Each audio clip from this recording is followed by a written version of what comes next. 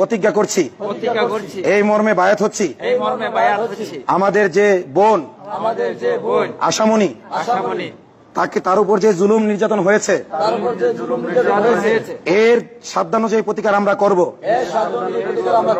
আতাউর রহমান বিক্রমপুরীর নেতৃত্বে আমাদের জীবন চলে গেলেও তার বিরোধিতা করব না।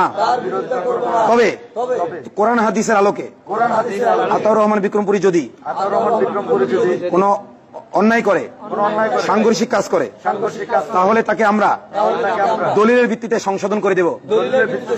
কিন্তু কোন দলিল ছাড়া, কোন ভয়ের কারণে, কোন লোভের কারণে, কোন জালেমের জুলুমের কারণে, কোন তাগুতের জুলুমের কারণে, কোন প্রলোভনে কোনোভাবেই আমরা এই আনুগত্য পরিহার করব না, এই আনুগত্য পরিত্যাগ করব না।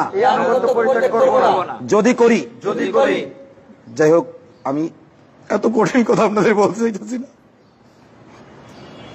আল্লাহ, আপনি বলেছেন মুমিনরা যখন দিনের জন্য ঐক্যবদ্ধ হয়, তাহলে মুমিনদের হাতের উপর আপনার হাত থাকে। আল্লাহ, আমরা আমাদের উপরে দেশের শীর্ষস্থানীয় মুরব্বীদের হাত আছে, আলহামদুলিল্লাহ।